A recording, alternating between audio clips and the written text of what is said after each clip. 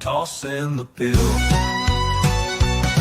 are the days we are blessed with, just a few times a year. So forever to be, Carolina is here. From the swamps in the feed up where them mountains yawn, celebrating these game days because they don't last that long. Yeah, soon they'll be gone. Mad Dog and JC, you already know, so come on, let's go. It's the Carolina Football Tailgate Show. Tailgate Show.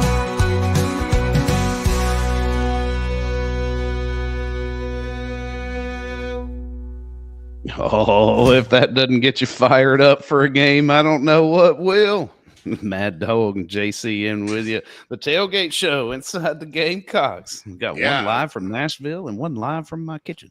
Yeah, you got a heck of a backdrop there, Phil. Oh, yeah. Good to be back with all you fine folks. I apologize. I missed the last 2 days. I didn't really talk about it this week, so I hope nobody was worried about me or anything. I ran into several of our viewers, and at least one of them was like,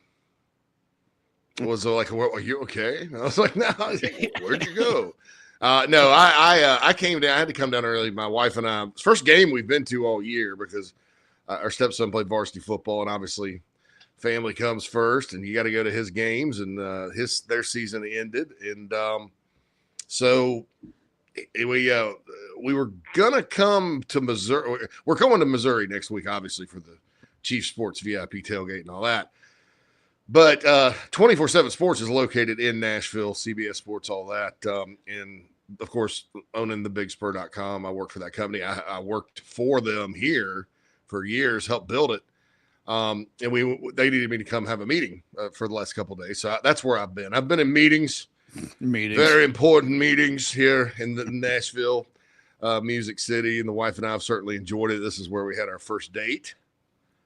way back in 2019, and we kind of revisited the first place we had a beer over Legends. One of my favorite places on earth is at Legends Corner at the back, because now they have jacked the music up with the speakers out back a little bit, or maybe I'm just. Nah, you're old. You're getting old. Old man yells at cloud. But anyway, but you can hear the band, outstanding band from the state of South Carolina, by the way, that was there yesterday, or Thursday afternoon. Really good vocals and stuff. Really did, in those honky tonks, they do covers and songs everybody can sing along to for the most part, and then a few originals, and they were outstanding, and had a great meeting with CBS Sports and 24/7, because, I mean, you think about it, thebigspur.com has been around for about 17 years. So there's always a next chapter in this business. And I could not be more excited about the leadership at 24/7 right now, the plan moving forward, the recruiting coverage, and the way we're going to kind of innovate that. Just an outstanding thing. And then last night, I went to – now look, I'm going to say this about the Bluebird Cafe. I lived in Nashville 7 years, and it's the first time I've been there. It's this legendary place. Taylor Swift got signed, which is 14 after playing there. Garth Brooks in 1988 signed a contract after playing the Bluebird. It is historic. It's just not for like people that are as fat as I am right now. I mean, you're talking like tight, huh? Yeah, it is an intimate place from what I've heard. Yeah, I'm on to Phil. You know me. If I need to be beside a bathroom, right? Yep. Easy access. Yep.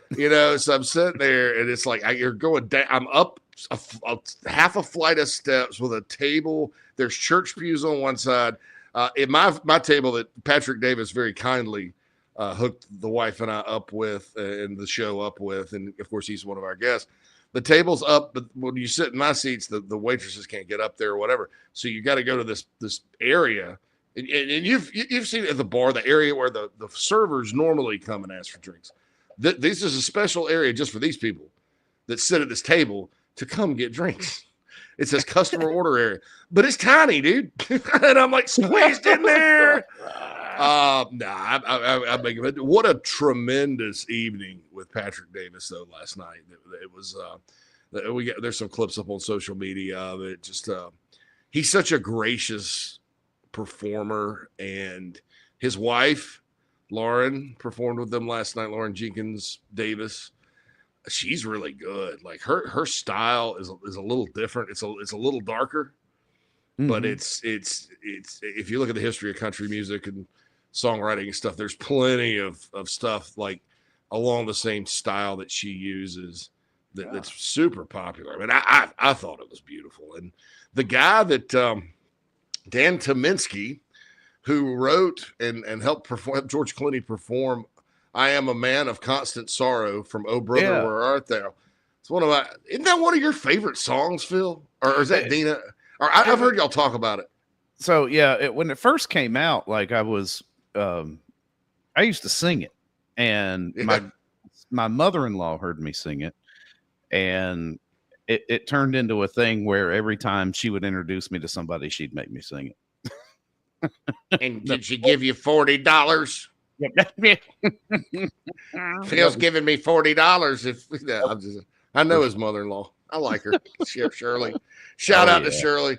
Anyway, but no, it's but what so he's there, and then in the middle of the set, he just busts that out, like him and acoustic guitar just wails it, and it's great. And so just a great night. But yeah, I'm ready to talk some football though, because I've been talking all this high-minded, big picture stuff for business, and that's right, and then music, because we're in Music City, and I've missed talking football with you guys tremendously. Gamecocks up here in Nashville. You just hope they don't get. I'm not going to say get distracted, but this is not a team you can come in and think you're going to roll over anymore. Vanderbilt. I will say this, talking to some sources and contacts, and the word sources, I used to say contacts, but they kind of are familiar with things. Vanderbilt is kind of beat up, and Clark Lee did make a comment about it during his press conference, or alluded to it, asked about it. They haven't had an open date in 6 weeks. Yeah, this will And be their they've had to 6th play straight Texas game. I know. and all these teams, so you kind of wonder how fresh they're going to be. But, gosh, that doesn't even matter, I don't think. 'Cause this team just plays so hard and so well. But the Gamecocks do too. I know Carolina sort of that old Miss game sticks in people's mind, but it's not like they didn't play. It's not like they didn't play hard and compete. They just didn't work out for them. So it's going to be a very, very, very interesting football game. And I think the way you beat a team like this, Phil, is you got to score. I mean, when you get the chance, you got to score and score and score. It's kind of like I compare it to Paul Johnson's Georgia Tech. Vandy's not a true triple option team, but they run variations of it. It's almost harder to stop than that. Because you don't see it all the time. They're a ball control team. What you do is you score. You just keep scoring, and you can because there's always a chance, no matter how good your defense is, with a team like this, that they're going to move it on you and catch you with your pants down. And score. So they're going to score themselves. So I think that's important. Want to give a shout out to everybody in the Nana's Porch chat box. Of course, the Nana's Porch chat box is premium VIP for Inside the Gamecocks, the show, Monday through Friday. But we open it up for the other shows because we love y'all. But we do have several Big Chief Club members that we would love to see at the tailgate next week, by the way. And some non-ones, so we're fired up about it. Hayne, all right, so Hayne starts off, and this will lead into our first segment. Hayne says there's green bean casserole at the tailgate. That's interesting. I thought that was broccoli casserole. That picture's for all right, so, and that's me. I was lazy a little bit with it because I was like, I just used pictures from my phone in a lot of ways to put that together because that's kind of the style of the song, It's kind of a scrapbook song. And so I had this. It was from Thanksgiving. I didn't really think about I was like, sure, yeah, people eat casserole at tailgates, and some people do, but it's usually I don't know. So that's well, you get those wine and cheese fan bases, man, that come out there with their chafing dishes and all of that. I bet they have casserole in the Grove at Ole Miss, which, by the way, is where Mike Morgan's at today. So we're at a sports bar last night before the Patrick Davis thing, and a lot of basketball on last night. By the way, the Gamecocks won. I thought they looked a lot better. They took care of business. Some weird parts of that game, but it was 86-64 over South Carolina State. Yeah, still putting up 64 points on them. That's Yeah, defensive lapses, but that's that's kind of, you work all that out, I think, right now. Hopefully you don't lose another game, but I'm sure we'll talk about that Monday. But so anyway, so I'm sitting there and there's these big TVs, a real cool sports bar called Double Dog, and outdoor, kind of an indoor-outdoor seating, and the Kansas Jayhawks watch party was there. Last night. By the way, that was a great basketball game between Kansas and North Carolina. I'm of the opinion it's too early for basketball, but having that crowd there, and then North Carolina comes all the way back, and then Kansas ends up pulling it out in 92-89. That was fun. But we're sitting there, and I look up all of a sudden, and Mike Morgan's huge face is on the screen. Because the Ole Miss game was on this middle screen there, and the sound was to the North Carolina Kansas game, so I didn't hear him. He told me he's going to Oxford. It didn't hit my mind that he's going for a basketball game because he's going to the Ole Miss Georgia game today too. Mm-hmm. And so shout out to Mike Morgan in the Grove, where there's probably some casserole being served. Yeah, Mike hit me up earlier today saying he submitted his Fab 5 picks in the app. So don't forget, you got a little less than 2 hours left to get your Fab 5 picks in to play with us. Yeah, but just to give everybody a sense of where Mike's head's at with this game, he also feels like Carolina's going to have an excellent showing and put up a double-digit win here. Just can't sleep on this Vandy team though. Yeah, and Brad Crawford put out 6. The lines moved to 6.5. Yeah, it was yesterday 3. Really moving.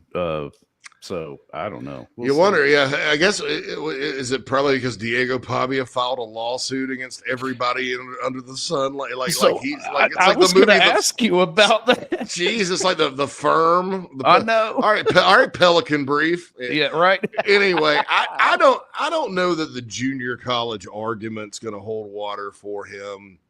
Yeah, I know it's a different association, but I don't know that's going to hold water for him. But he's the type of guy, though, that could benefit from a lawsuit like this. He's probably not going to play pro football. Probably wants to stay in college a while. You know, remember those college movies where you had the one older dude that didn't want to ever graduate, Van Wilder. Well, you call him Van Wilder. Van Wilder. Van Wilder with a twist of litigation. Diego Pavia. So that's what I was like. I was like, man, Diego, come on. He must be enjoying his time in Nashville because it looks like he's vying for another year to be there. What, dude? If you were in Las Cruces, New Mexico, yeah, right. Speaking of places Mike Morgan's been, Mike's been there, and he just wasn't impressed. But so I don't know. I would hate it. I really don't want him to come back because Muschamp's kid Witt is right there, and I'd kind of like to see him play. It's not like I hate Will Muschamp or anything, or his kid. I'd like to see him have success. He played for Eric Kimry, all that good stuff. But anyway, it's shout out to Hayne for the bean green bean casserole thing. Cat Daddy said, if I can play 2 decent games at a time, I'm all right. Texas, Florida, Miami, Georgia Tech. The noon slate is kind of mid, as the kids say, mid these days. Purdue, this is the problem with putting all your eggs in the Big Ten basket, ladies and gentlemen, like Fox has. Their big noon kickoff on Fox is Purdue and Ohio State. Purdue is God. Please don't kill me in my sleep, Purdue, Pete. They're god awful. This should be an amazing.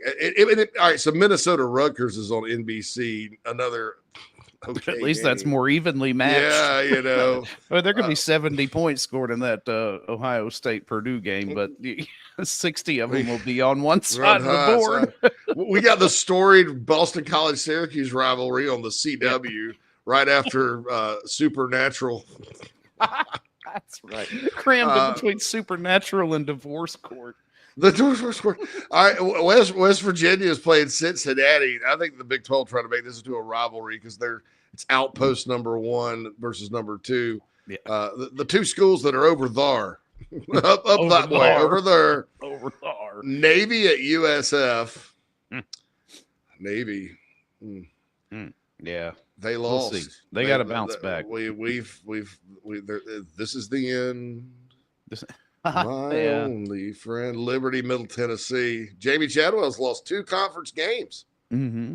I did not expect that. I was griping about them not deserving a playoff if they go undefeated, but they lost to Kennesaw, and then they lost to Jacksonville State, the Gamecocks. Yeah, all right. Yeah, so anyway, that's the thing there. So it is a weird kickoff. Frederick Cooper is in the house. My man, Bink Beatty, he was first one in the chat box today. We didn't even promote it, like what time. We usually say what time, but with me traveling and everything else, it's just been kind of weird. So didn't get a chance to do that. Steven asked, is Vandy the toughest remaining game for Carolina? Oh, Tiffany. Yeah, my girl thanks, Tiffany in the house. Welcome to the club. Yeah. Good to see you. Hope you're well. Love me some Tiffany. She was at our Carolina Rise tailgate last year. Just a tremendous person. I mean, can't say enough good about Tiffany. Oh, here's another one. Hey, Mayor. Spartanburg. Good morning, Meredith.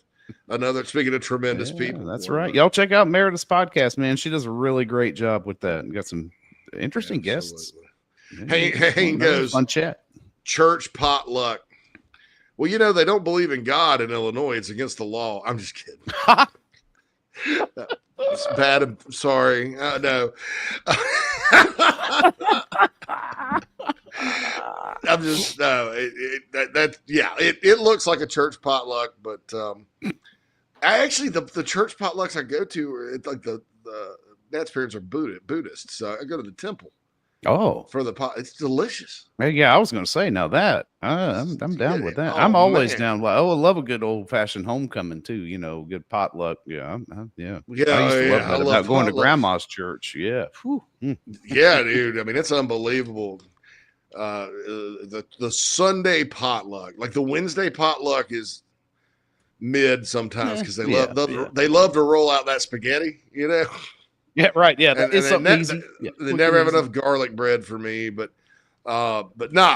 Sunday you got the mac and cheese, you got all that good stuff. So that's awesome. Steven says, is Vandy the toughest remaining game for Carolina? I think it's how about this? It's the most tricky matchup where if Carolina can play well and lose the game. Right. Yeah. I think if Carolina plays up to its potential against Missouri, Clemson, and of course Wofford, they'll win. And that includes the mighty Tigers at the end of the year, who, by the way, are probably going to win every game until they play South Carolina, because that's just how it goes. People can disagree all they want, and that's fine. And I hope I'm wrong, but that's kind of, I got that feeling that they stepped in it against Louisville, but then that'll get their attention. I think they're a good football team. I don't think they're great. They're not a bad football team, but it's not, you're not a championship contender as you typically expect up here. Well, as they do over the past 10 years. Yeah. Bink says his grandmother was an extra in Pelican Brief. Oh, Bobby speaking says, of grandma, Gamecocks. After Indiana, the non-conference schedule is very manageable. If we get to 8-3, we'll be in good shape. I'm not conceding that Indiana game, and I'll tell you why. Because against these little teams, if they're on the struggle bus a little bit, everybody's going. Indiana will be like a 16-point favorite.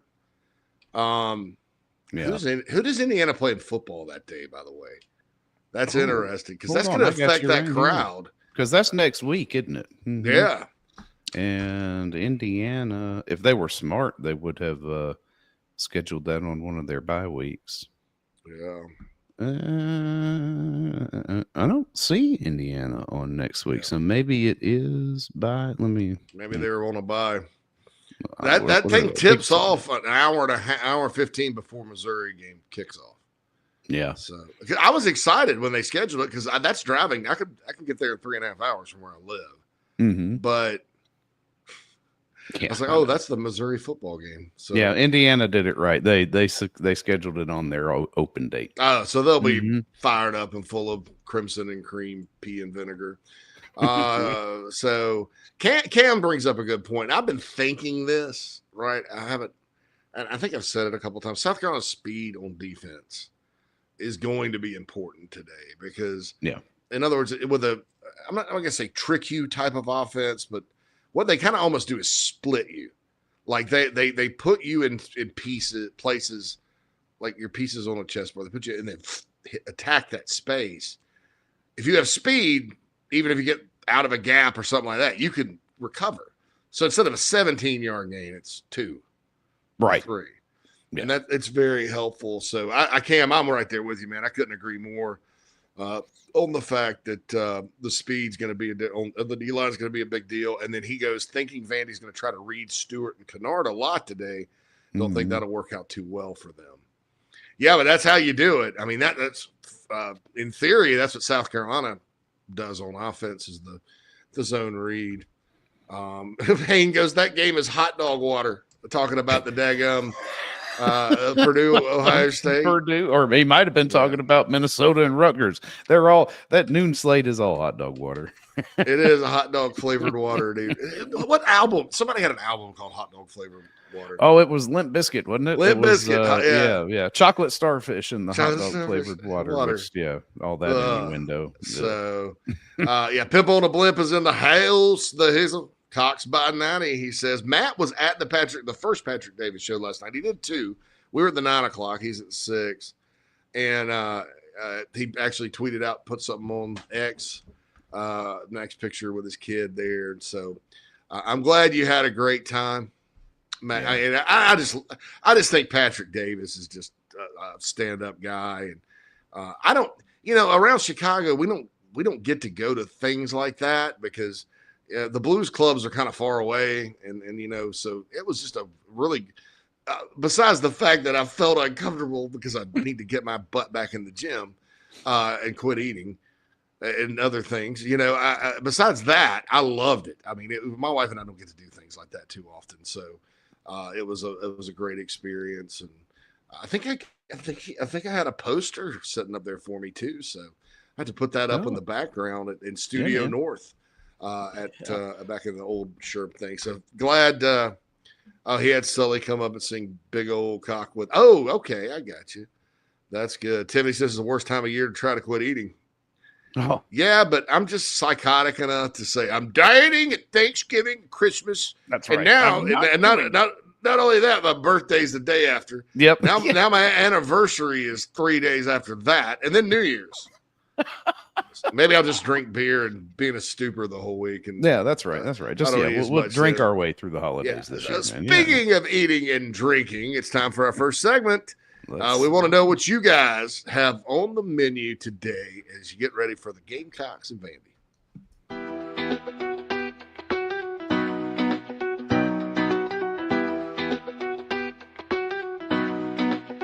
Yo, your Gamecocks, what's on the menu? Tell us what you want put in you. It's time for a show and tell about what's going in your belly. What's on the menu? What? What's on the menu? Ah, yeah. Yeah, what's on the menu? Gamecocks. Gamecocks. Cocks. What's on the menu?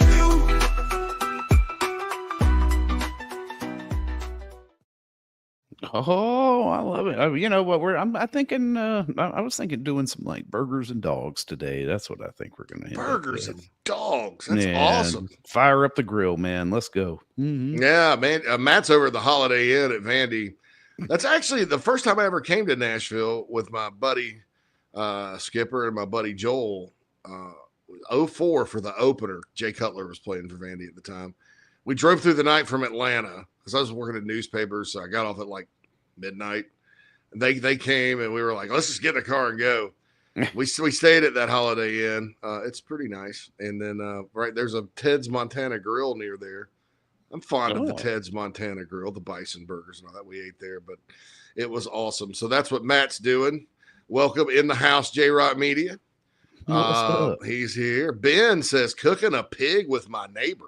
Oh, that's stronger than a dang garlic milkshake right there. You win. You win today. You win. Ben wins today. Here, piggy. The only thing we better start playing Arkansas, you know. Yeah, right. Right. But anyway, how many people get? Yeah, there's that old joke about Carolina. They're the only fan base that consumes their mascot in mass quantities before the game. Without question, you're just like, well, you know what? Let's get some chicken. Haynes rocking this. He says, I think I will make a green bean casserole. That's pretty awesome. It's funny. I just picked up some French fried onions at the store the other day because we do Amazing. Thanksgiving. Yeah, we do Thanksgiving here at the house, and we've hosted it now for I don't know how long we've been doing it. But incrementally, I buy everything we need. About the month leading up. That way, it doesn't hit me all in the pocketbook at once. So that was my incremental ad.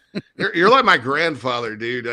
When he back in the day, he was great at saving. I wish I had gotten his skills a little bit, but he would he'd read the newspaper every day and get the coupons. He was in charge of the shop. My grandmother worked at like Belk's and stuff, so she was working, and he retired early, and so he was like, he would go to 6-7 grocery stores.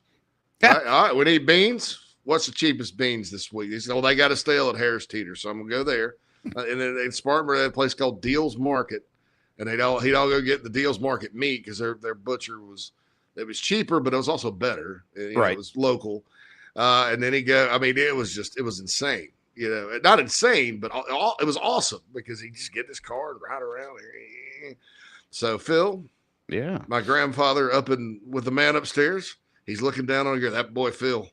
Yeah, Phil. He knows what to do. I go about 3 or 4 places a week to do the grocery shopping. I do the same thing. Start at Aldi because all your base stuff is good there, and then move on to whoever's got the.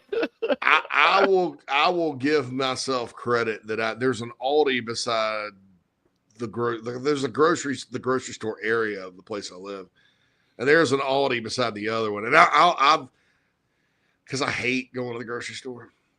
Shopping, but I will go like if I'm making chili, which is I'm good at it. they don't have the Bush's Chili's Magic campfire style beans at Aldi. Right. And so I'll go there and get all my meat and my sausage, my ground beef, and then I'll bounce over to what's called the Meijer, which is basically a Walmart with groceries. They don't have them down south. And I'll grab, the venison, because I do a 4-meat chili, sometimes 3. Venison, bison, sausage, breakfast sausage, and Nice. And ground beef. But anyway, I'll go roll that and get my beans there. So I have started. I at this point in my life, I am now a multi grocery store shopper, and it doesn't have to do with necessarily the economy. It's like they don't have the right stuff at Aldi, but Yes, it actually is economical because I go to Aldi first instead of getting everything over there because it's outrageous over at the other store. Oh, of course. And so that's what my grandfather always did. So anyway, he's looking down. He also used to listen to me on the radio when I was in Greenville. So shout out to Joe Shurburtt, who for the last 50 years of his life, I think my grandmother had a cell phone. He never did. They had the old phone at the house. And he picked it up and went, Shurburtt here, every time. Shurburtt here. Shurburtt here. Love it. I Love that guy, Joe Shurburtt. Shout out to him. Anyway, for us, we had the hot chicken from Hattie B's Okay. Thursday night, and well, it was good going down. I'll say that. I'll just say that, but it was really good. But we'll probably there's not a tailgating scene here to speak of. Oh, really? So we'll probably hit that Double Dog's place. I had a flat iron steak last night there that was really good. I mean, you don't think of a bar that would have that kind of deliciousness. Right. And that had the fried pickles were pretty good too. So that's probably where we're heading for on the menu. And we will probably be consuming some Bloody Marys, possibly some beers. And have a good time at the game today. Quantrell says he hates he's not in Nashville for the game, but he's eating whatever. Is it fall for Greenville? Yeah, man, they rescheduled it because of the hurricane. Yeah, I know it, and I love fall for Greenville. Drinking in the streets, man. There's nothing better than that. Yeah, they got good food there too. When I was in Greenville, I went quite a bit. J Rock says doing Cobb salads today with crispy chicken. That's awesome. Crispy chicken Cobb salad sounds divine. Just spinach, chicken, eggs, croutons, bacon crumble, cheese, vinaigrette, and ranch. See, there you go. That's how you hide eating healthy. Yeah. It's just a salad. Yeah. All right. Shout out. We got Brian Harrison. What's up, Brian? His mom, Jennifer, having a steak biscuit for tailgate with his mom, Jennifer Williams, and Brian Harrison. And then everybody's talking about Cam's like, I'm coming down and eating the pig and getting some oysters. Yeah. I'm coming. Oh, no. Actually, there's the conversation. I screwed this up. He said, hell yeah, Ben, I'm heading down to Waldemar Island to get a couple of bushels of oysters. Oh, that Cam knows what he's doing. Cam, my man. And by the way, Cam, on Facebook, I saw you had like an anniversary or something recently. You and your lovely wife. I shout out and congratulations, man. Nobody deserves very few. You deserve all the happiness, man. You're a great guy and certainly appreciate it. Anyway, Michael Williamson chimes in. Meyer's the best. I like them way better than Walmart. Wish they had them in North Carolina. Go Gamecocks to beat Vandy. Some people like it is better than Walmart. I'm sorry, it is. I'm a Publix guy, right?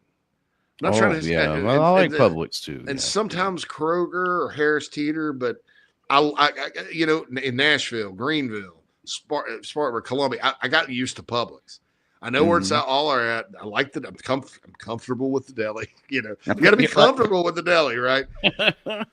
and so these gigantic places, I'm like, God, I don't need sporting goods today. They remind me of Kmart when I was a kid, and I get intimidated by it. J. Rock says, in my defense, I do a good portion of spinach and light on the cheese and ranch. Oh, no, I wouldn't. Oh, no. There's no judgment here, man. There's no judgment here at all.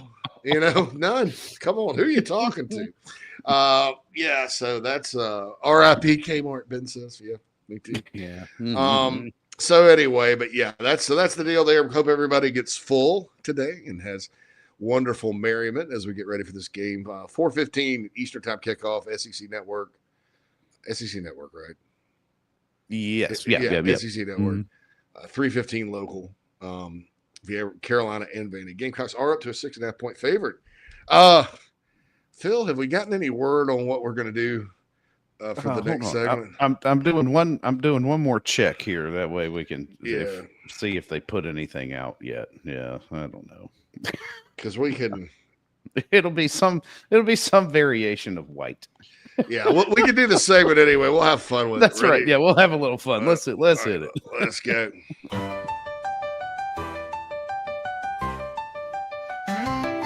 It's the highlight of our day before our cocks go out to play. What are we gonna wear? What are we gonna wear? Will it be garnet? Will it be black? Will it be both or a throwback? It doesn't matter, but they say you must look good when you go play. So what are we gonna wear today?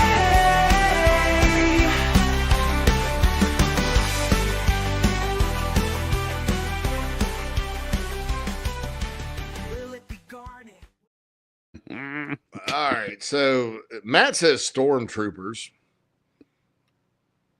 I'm fine with that. I don't know. Yeah, that's what I was going to ask. What do you want them to wear today? Yeah, that's. I mean, the only thing I see that would have any indication is they got the on the road again thing, and the entire Gamecock cloud is white. I don't know, but it might just be a cloud. I hope we go with storm. That's my favorite road look. I love that clean, road look. It's simple. It looks really good day or night. It's simple. It's Simon. Mm-hmm. Nah, it's an inside joke. Lance says garnet white. So garnet helmets with the white on white. Okay. They've done some good things in those uniforms. Yeah. Or maybe that's Lance's favorite one. What up, Lance player? What's up? In the house. Latte Lance. Lance, have you popped your first ice cold one yet, buddy? That's right. So anyway, white unis with garnet helmets. Yeah, that's cool. That's a good look. Now, the players like the black helmets. If you're wondering why they wear them a lot. It's because some people are very mixed about the black helmets. It's because the players love them. And quite frankly, to me, like we all have our opinions on uniforms. Like if I were in a perfect world, the George Rogers throwback uniforms would become the permanent home, the common uniform for South Carolina football.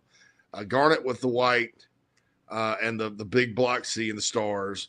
That would be the perfect one. When you go for a throwback, I'd go with the Joe Morrison era garnet helmets with the black jerseys and white pants. And then, or I'd go all garnet with the George Rogers helmets, which would look fantastic. Yeah, that would look nice. Yeah. Mm-hmm. And then on the road, it would always be stormtroopers. I'd almost do a Clemson though. I'll tell you, Clemson sometimes they usually wear their orange helmets and they're all white. They're a traditional school, but as far as uniforms go, they'll throw the orange pants in there sometimes. Put the orange britches on every once in a while. Them orange britches. Well, I remember one day when Danny Ford was there, they won all the time in the orange pants. Yeah. There's like some sick record. And then they started losing. And then Tommy Bowden screwed the uniforms. I mean, they came out in purple. I mean, it was yeah. Dabo kind of took them, edged them back towards sanity. But they throw the orange pants on the road sometimes, and then occasionally they throw the purple pants out there on the road, which is weird. But I'd kind of do it like that, all white, except for sometimes we'll throw the garnet pants out there. Sometimes we may throw the black pants in, but all white otherwise. And then if you wanted to go all black, most schools, regardless of their color. Mm-hmm. Like A&M. Right. I didn't. Black is not an A&M or Tennessee color. No, Tennessee, right? Yeah. Yeah, you want to come out in all black sometime? Fine. I think that looks fantastic as well. But that would be me. But it doesn't matter. I mean, I have people may be at home throwing bricks at their computer or phone because I said that because they disagree strongly with me. And when you have, it's not like some people give Gamecock fans crap like, oh, they're always arguing about the uniforms. Schools with two primary colors like the Gamecocks have, it's garnet and black, and it rotates back and forth. They argue about the colors. Right. They argue about the colors. Just the way it is. I mean, Clemson is orange and northwest purple, but nobody in their right mind said, hey, I think back in the, when these things started, nobody in their right mind was, hey, let's emphasize the purple. Well, purple wasn't even it. It's orange and white. Like my grandmother was out orange and white. Yeah. Yeah, my grandmother asked me or told me about where purple came from. So if this is wrong, then blame it on Martha. But yeah, exactly. It was after they beat Furman one time, after not beating Furman for ages and ages and ages, that they first included the purple. Purple. So they whoa, Phil, hold on. You're telling me Clemson ripped off Furman's color? Because they actually beat them after not having beat them for a long time. That goes way back. Okay, so their mascot's the Tigers, like how many other schools? Right. They play in Death Valley, just like another school that is the Tigers as well in Louisiana. And now you're telling me the purple came from Furman? Purple came from Furman. They stole it from a very small private school. They're just God. And it is. It's of course, they weren't even a school until 1890 or something. I mean, every other school had 100 years on them. They got a chip on their shoulder, but I had no idea. That's hilarious. Yep, that is where it came from. By the way, and I know it's the Savannah Bananas, but if you guys are on social media, the Clemson baseball team doing the little dance, the Savannah Bananas dance, is uncomfortable. I was not expecting to see them do it. Like, the Bananas are going to do all that crazy stuff, but I didn't realize they were going to get and I know the kids have to go. But my point is about uniforms. Whatever the players want to wear and what makes them feel comfortable in playing is fine with me. But I gave my opinion. So all right, so we do have the sad part of our show because it is sad and we want to give you the latest information and but we have to do it. But it's sad. So anyway, let's roll that one. Injury. He's got a shoulder, hip, or knee. So we will see what's up with these injuries. Will we have a healthy team? The coach played coy and it's just a dream. We'll see the field today. Who is gonna play?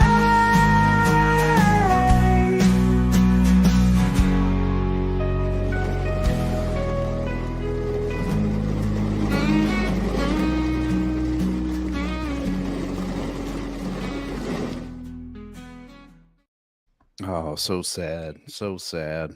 Let's see here. Let me get this thing pulled up here. Who we got on? There we go. That's what we're looking at. So, South Carolina, reasonably healthy, I guess. Still, DeAndre Jules and Nick Barrett are the two concerning ones here for me. Yeah, I don't know what happened with Barrett this week. And Buddy Max knew. It breaks my heart to see Mohamed Cabo on this list. I know, same. Maybe they're just pulling it. Maybe they're just holding it for precaution. And then Matthew Fuller, that's a new one. He was probably heading for a red shirt anyway. Yeah. Vandy's got a lot of players out, questionable, probable, but the big ones were Skinner and Taylor. I think. Skinner. I don't know who else was a starter. I know one of these D linemen. I think is it James is the one. I think it's. How about Bubasar Diakite? That's a damn name. It's probably Boubacar Diakite. I'm stupid, Phil. You're not. No, Yes, I mean, No, that's how I would say it. Well, that's more pimp than what I said. So I've got to just give you credit like that. J Rock says Clemson's Tiger mascot looks like he's on drugs. Yes, meth. Yes, that's right. He's tweaking. And his meth, correction. No, he's on meth, straight up meth. Well, you can tell. And then Tiffany's like, it looks like it has jaundice.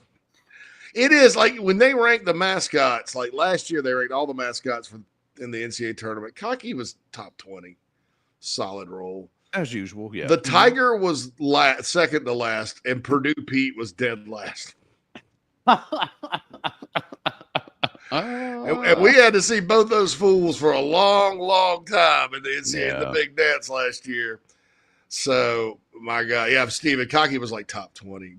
Luke says Ja'Kai Moore, that's not good. He's been out all year, man. Yeah, he's probably not going to do it.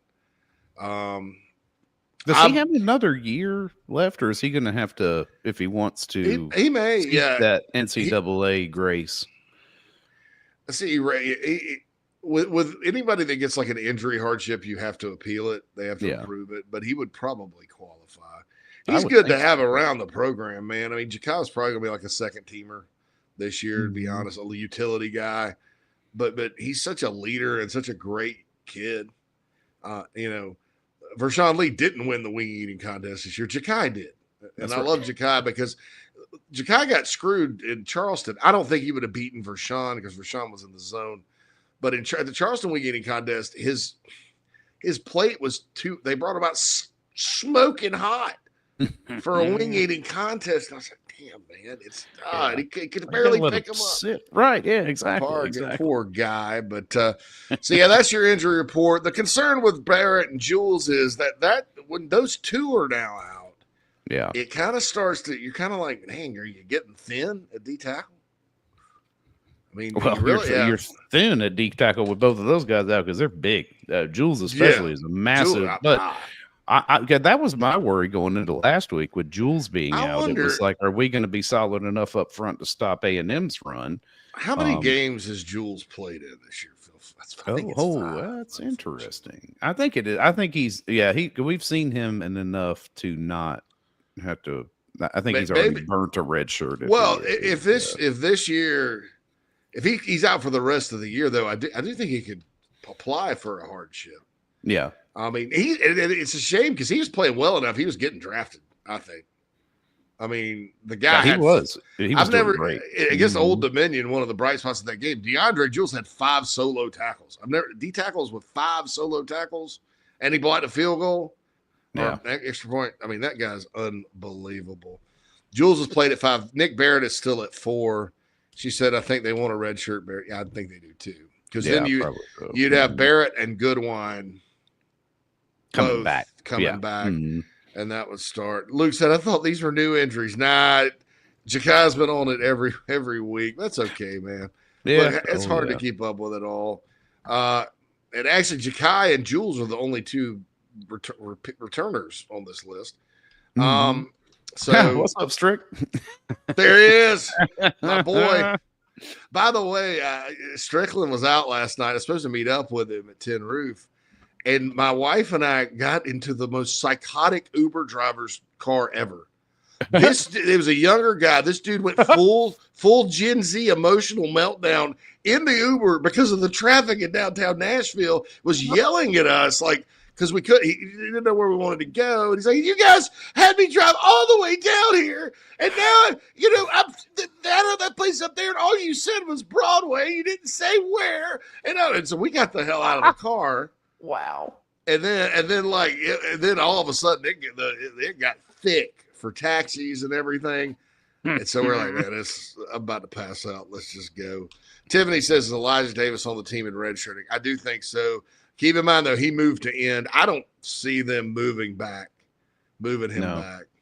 So, but yeah, Strick was there with his lovely wife last night at the Patrick Davis thing too. In fact, if you on some of you'll see it on our social media channels at Chief Sports South Carolina on YouTube. There you can see John and his wife in the corner. John looks like $1 zillion though. I talked about myself needing to go on a damn diet. John looks like a damn male model, like with what he's been doing. It's amazing. Great.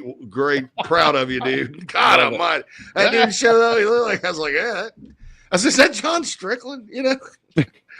So Tiffany's like, you have the knack for finding the most random people anywhere in America. That I do. It happens. That's right. But look at all of us here. I mean, we're all kind of just randomly Gamecock fans, just like a random bunch, That's right. So we are a random assemblage. That's exactly what we are. We love it, man. We love it. Yeah, I'm here too. Like, I got a balcony for this hotel room.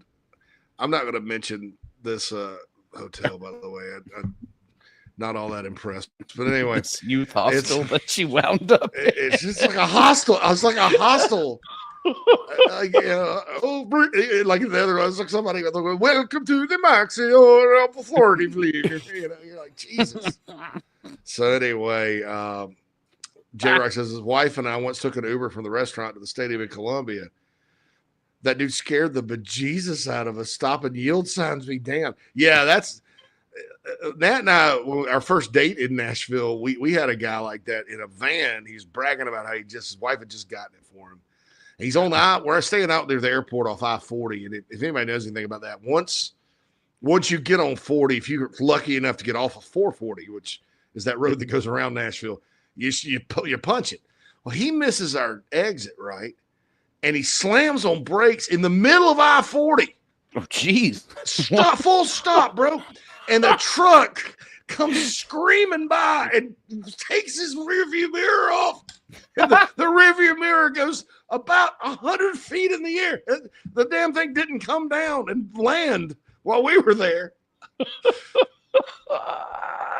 And I'm like, oh my God, dude. The mirror is still going. The crazy thing is that was the exit for the hotel, but you could go over to the next exit and take the frontage road back to the hotel. I was like, it was not that important to get off on this exit, sir. And I looked at her as our first date. And I said, honey, maybe you should just come over here and hug me, because if we're going to go out, I want to go out in the arms of a beautiful woman. That's right. It's a hell of a line, by the way. That's right. Back in my pimp days. Yeah. Anyway, so we got to take a break, and then we're going to come back. I am J.C. Shurburtt, live from Nashville. He is Philip Mullinex, live from the basement, or the downstairs studio. In the downstairs studio. The downstairs studio, right. The basement studio. It's not really a basement. There is one more level, and I can promise you, if I'm broadcasting from down there, that shit went bad. Things are not good. Things are not good. But anyway, we'll be right back here on Inside the Gamecocks, the Tailgate Show. JC and Phil. Morning, Carl. Usual? Yeah. Your oldest was in here the other day. Said the two of you took a trip down to my neck of the woods. How'd that go? You might as well give me one of those Carolina cars while you're at it. I knew I liked that one. Yeah. There you go, my friend. Thanks. Hey, Carl. Congratulations. See you tomorrow, Freddie. You bet.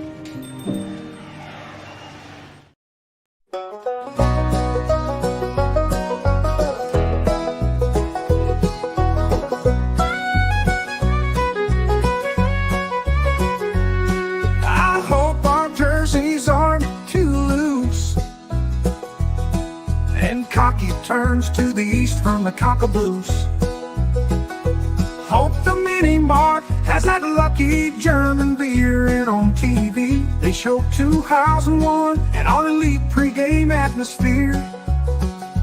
These things really might seem sort of petty. Damn it, they're the things that get me ready. One small thing helps me feel good about the game. One small thing, not the game plan, heat or rain.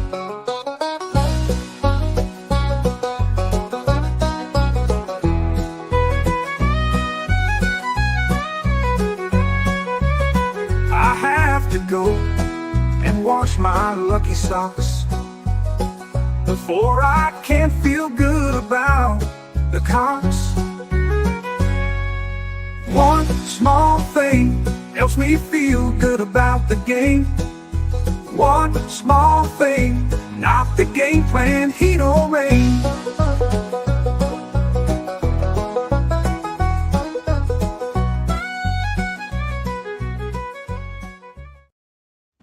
All right, welcome back, everybody. One small thing.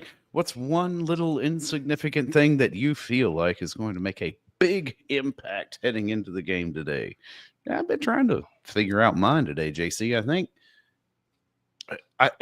think I'm leaning towards what am I going to drink today? Because I set out on a path, right? I don't mix up beer and liquor, and I'm too old for that. I can't handle it anymore. Yeah, don't do that. So I got to choose one or the other. Well, I've been going with yeah, that's right. Choose your destiny.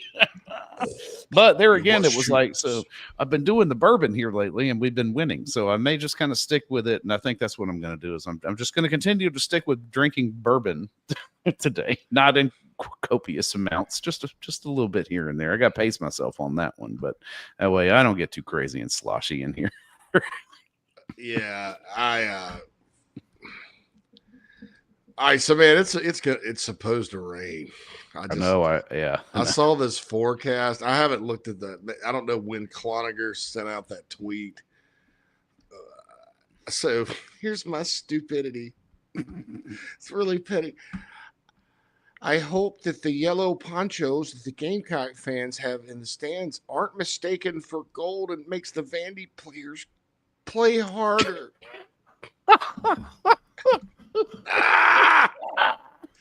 Everybody needs to pick up a clear poncho on the way into the stadium. Dude, you can see somebody like that out there going, get that damn yellow poncho off. You're going to make them lose.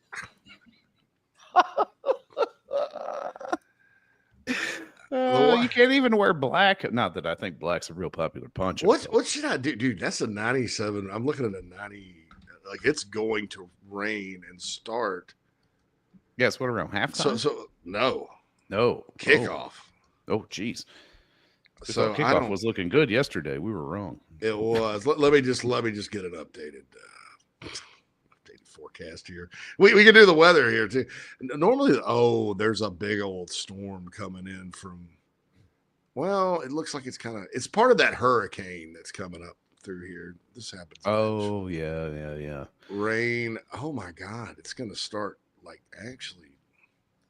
I just hope it doesn't. There's not a rain delay or a weather delay. Let me look at the hourly forecast because that may have been. All right, Saturday, November 9th. It's mostly sunny at 9:45 a.m. Bull crap. It's been cloudy all day. Oh no, Peter. Oh God, dude, it's not. So from noon on, it doesn't drop below a 78% chance of rain. Jeez. All right, so what's the call? Do we go into the game and get soaked, or do we stay in the bar? Right. I don't know. I don't really cheer at the games or yell. So they won't be missing that. They're not going to be missing me. Yes, they won't be missing that. Matt says iPhone weather app says 40% starting at 5. I was just on weather.com. So yeah, who does the rain favor? I don't know. It's kind of overrated. Yeah, you don't worry about it. John's like, just go into the game. Hey, if you're going, I'm going. That's it. I'll be right there. Hopefully, get to meet up with Strickland here in a little bit pregame. But I'll go. Look, I've got my sweatpants and stuff I brought with me. That's the standard issued uniform in Chicago during the colder months, by the way. Right. People wear sweatpants out. I own no pairs of sweatpants when I moved to Chicago. I have 40 now. They're so comfortable. I'm trying to. I don't even know. I had one pair of sweatpants, and my daughter commandeered it because they could wear them to school. And of course, I don't know why, but they all look like they're about to go to bed at school. Even though they did eliminate having to actually wear pajamas this past year up here, because that was new to me, taking a kid to high school, and then I'm going in there, and it's the first day of school, and I'm looking around as I'm dropping her off in the car line. And every one of these kids look like they literally just rolled out of bed. Like, oh, what if you sleep in the nude?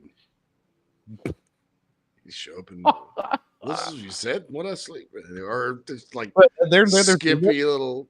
when they have pajama day at the elementary school, I have to remind her, is like, you do have to wear pants today. You can't just take one of Daddy's t-shirts in there and roll in there with no pants on. Jay Rice says Google says 90% rain, 73% humidity, 67 for kickoff. Yeah. Well, it's cool. I was sweating what I was going to wear to the game anyway. So now I'm just going to go in this that I got on and rock it out that way, because it doesn't matter if this gets wet. Yeah. And it's absorbent. But first I'm going to find a nice bar to watch the 12 o'clock games. So, or 11 o'clock, because I'm in Central Time Zone. So anyway, Exo says worried about ball security in the rain. Pavia wins in ball security. Yeah, they dry off the balls, but you do worry because Lenoris, that's part of his game he's still kind of working on.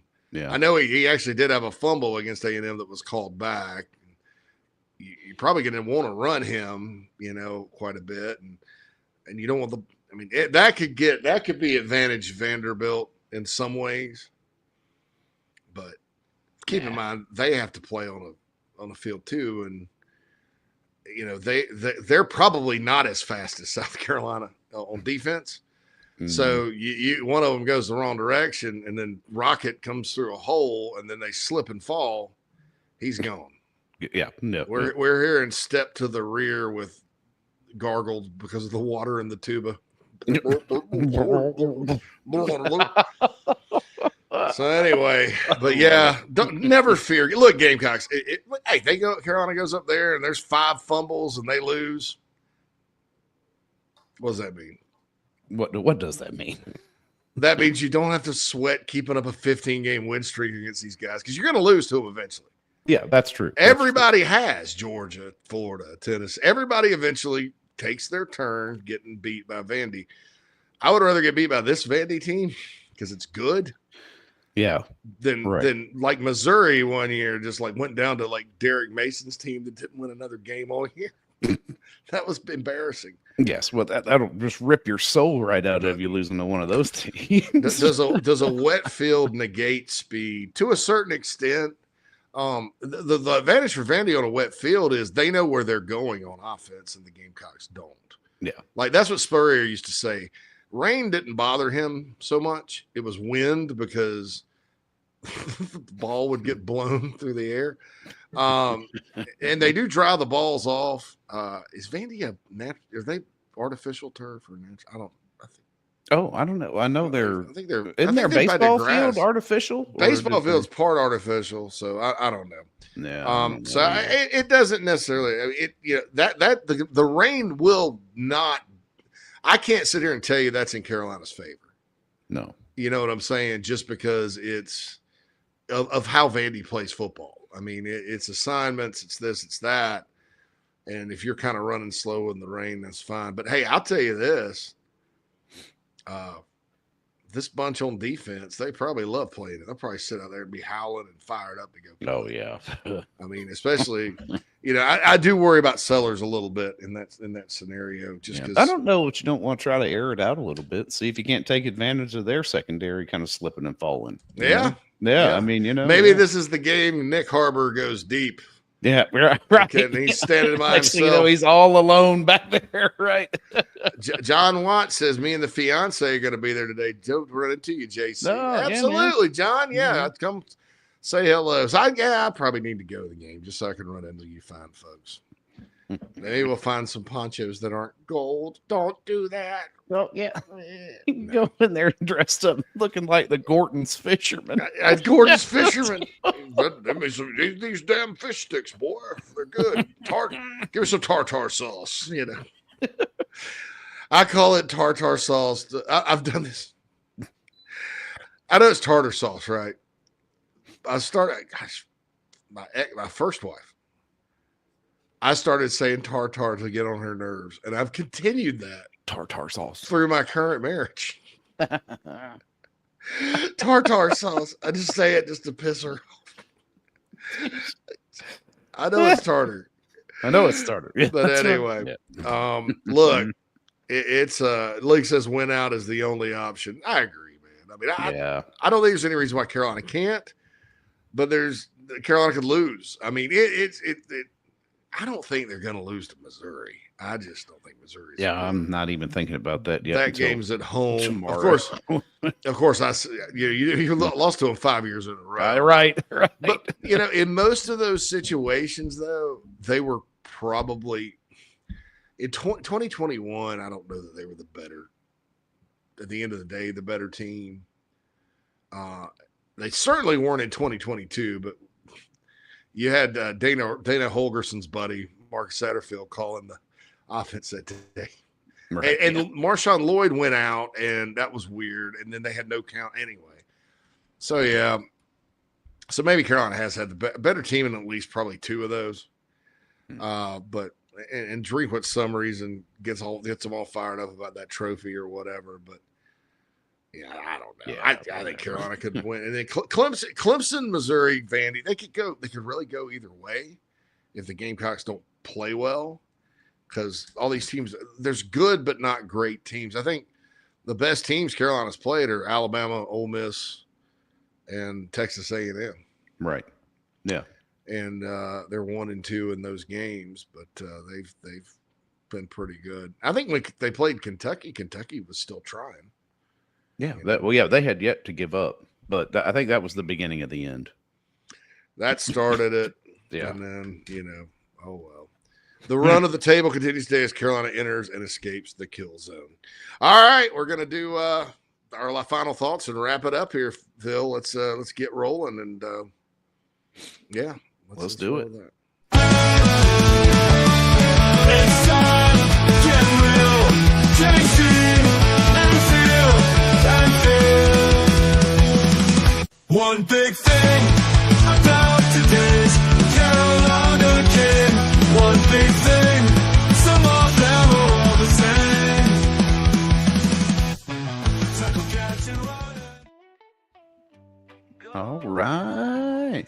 What you got as one big thing today, JC? Well, now that was the weather. Ball security, man. By the way, Quantrell said 24/7 Sports Video said Donovan Darden's the best player in the class when all said and done. I love his film as an edge player. And I don't know what people are even thinking, not having him higher. So I agree with you, Quantrell. We miss you, Quantrell. Should consider Big Chief Club. If I could give you a comp, there are a couple out there, and he is on the list. I don't know how to do it. They don't let us. They don't make it easy. It has to be through YouTube, so we can set up the chat, and they don't. Anyway, you're one big thing, Phil. I would. Well, ball security, obviously, but you've said that. I'm sticking with what I said last week. I was happy to see that Carolina was strong up the middle and shut that run down for Texas A&M. I realize Vandy likes to get out on the edge with that option game, but I think if you continue to stay strong up the middle on defense, you'll be able to manage whatever it is that not A&M, but that Vandy's trying to do. That and keep an eye on that tight end because my man's pretty good. Eli Stowers. Mm-hmm. Hell yeah, he's pretty good. Yeah, my man's pretty good. Keep an eye pretty out for good. that tie in. and you on the wet field there, you worry about linebacker losing him, and he's doing a crossing pattern, and he's wide open. Yep. So, Buddy says he needs this song. Oh, it'll be on YouTube soon. I got to do a video for it. Go, Cox, go! Oh, like go Cubs, go! Yeah. Cam's final thoughts: Kennard with 2 sacks today. Cox 27-10. J. Ray says, "Don't over pursue." I love that. Yeah, don't over pursue. Yeah, that's right.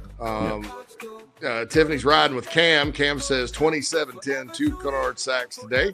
He'll get closer to the record. Tiffany's riding with Cam. He says, Luke says, forced 3+ turnovers. And Mr. Joker, got to push Pavia to the center and shut down their wide receivers, meeting him in the middle. Demetrius Knight meeting him in the middle. And the Joker had one small thing, too. Forearm guards. Forearm guards. They warm. Oh, I did see that. Hold on. Yeah. I forgot about that. I always like the one small thing. There you go, Mr. Joker. Guards. Rocket over 175 rushing yards. Cox run riot.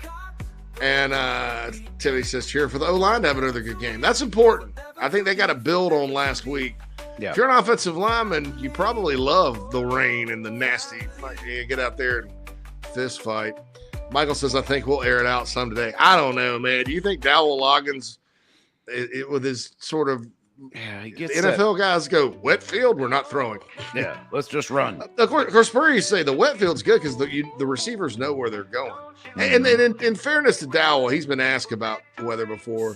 He's just like, we're just going to go run. He didn't say that. I'm not putting words in his mouth. He may think the opposite. I just kind of feel like if Carolina gets one-dimensional today, you're going to hear that as a reason why. Just a gut feeling. Maybe not. So. And they do that. I mean, he will crawl inside his ball control offense and try to do that. So Matt says special teams can be a factor. I could see. Yep. What thing it does, a wet field does, is it messes with your kicking game terribly because you have a snap that'll sail over a head or a slippery, fumbled. Oh, God. Hey, you know what? Carolina can avoid those mistakes if they don't have to punt, right? Yeah, right. Yeah, just don't punt. That's what I was saying. Yeah, just keep scoring touchdowns. That way you don't have to punt. Well, shoot. There's a simple answer for that. Don't punt. Anyway, all right. Thank you so much, guys. Good to be talking with all of y'all again. Again, sorry I had to bolt for the meetings the end of the week and all that. My prediction before I found out about the monsoon coming was that Carolina would win the game, probably by about 10, 11 points, 21-10, something like that. I do think this Vandy team is tired, and that they're yet another. We always think we get screwed at Carolina and nobody else does. The SEC screwed everybody this year with the schedule. I don't know what they need to do. Maybe put a little more thought into it, because you have like two teams with glide paths, Missouri and Texas. Yeah. And then everybody else just got walloped in the face with a huge salami. So. But Vanderbilt took it. Vanderbilt took it. Yeah, I mean, it's crazy. All right. They're hating that Georgia State loss, though. Oh, man. It's like the LSU loss for Carolina. It's like, right. Or the Northern Illinois loss at Notre Dame if Notre Dame loses another game. Right. So anyway, Michael says, I don't know that they got the game plan for rain, but who knows? Either way, Carolina 33-17. I said 34-17 yesterday. That was good. Well, hopefully that happens. Gamecocks get out of here. There's a big crowd of Gamecocks here, so as there normally is, but we've seen them all over. I will say this. I'll tell you one funny story before we go. So we get up. We came in Wednesday night because my meetings started Thursday. So we came in Wednesday night, and I get up. And I'm in my pajama things I wore to bed, my pajama pants and my shirt that says Turd Ferguson on it. It was kind of dirty looking. It had some dog hair on it or something. I don't know. And so I get up and I'm like, there's a lot of Gamecock fans out there, probably people that listen. I was like, but they probably won't come in until Thursday. I'll be fine to walk to breakfast. Okay. No. So I go, first thing I see is a couple. Hey, JC Shurburtt. I remember your site. I'm like, oh, no. Oh, I look like warmed over ass. I didn't catch the guy's name and his wife's name, but I'm sorry if I look a little flabbergasted. I just was like, I was embarrassed because I looked like just butthole, Really, that's JC Shurburtt. My God.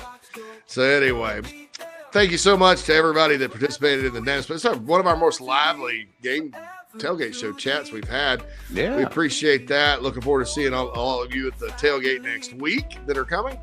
And I'll be back in the saddle on Monday. I'm pretty sure if Mike makes it back from Oxford, we'll have a JC and Morgan Monday and full slate of shows as we always do right here on the Chief Sports Network. So please tune in and good luck. All of you that are up here, please stay dry. I hope to see you at the game.